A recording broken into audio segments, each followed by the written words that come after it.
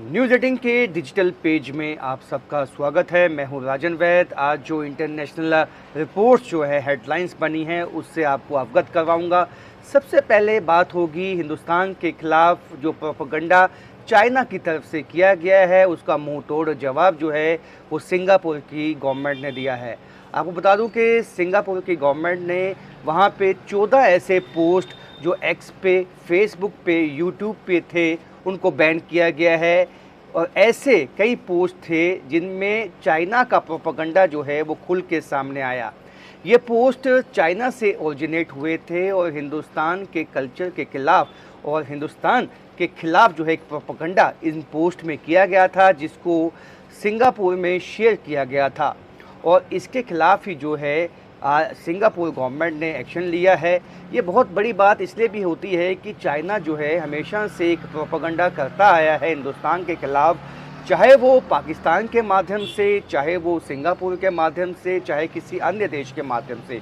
लेकिन जिस तरह से सिंगापुर गवर्नमेंट ने ये कार्रवाई की है, ये साफ दिखाता है कि वो नहीं चाहता है कि किसी भी देश के खिलाफ जो है कोई प्रोपेगेंडा का इस्तेमाल उसके जो है उसको निशाना बना के करे या उसके कंधे पे बंदूक रख के करे।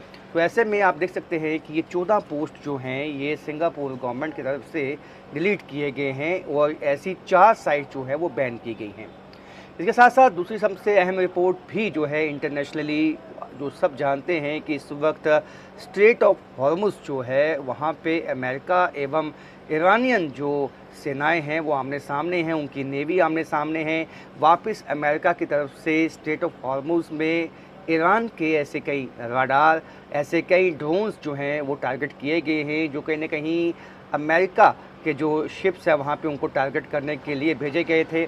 ऐसे में वहीं ईरान की तरफ से भी अटैक जो हमले हैं वो तेज़ किए गए हैं।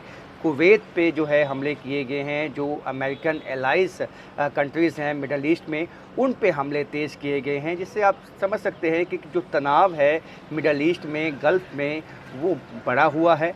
और ऐसे में यदि कोई वायबल हल नहीं मिलता है, जिस तरह से अमेरिका जो है इज़राइल और ईरान के बीच में कोई ऐसा हल नहीं निकल पाता है, स्थायी हल, या ईरान अपने न्यूक्लियर प्रोग्राम के साथ आगे बढ़ता है, तो कहीं ना कहीं टेंशन जो है वो क्रिएट होगी, जो समूचे विश्व के हित में नहीं होगी।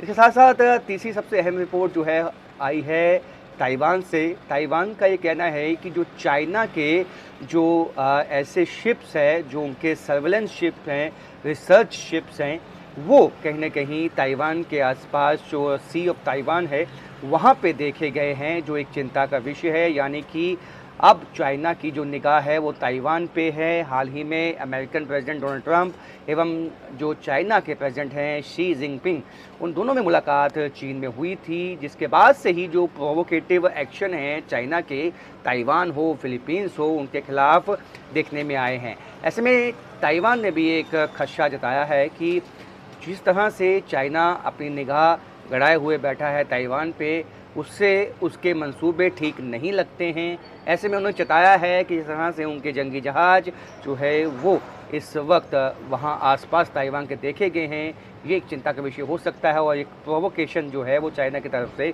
हो सकती है। इसी तरह की इंटरनेशनल रिपोर्ट्स देखने के लिए बने रहें मेरे साथ। राजन वैद, न्यूज़ 18 जम्मू।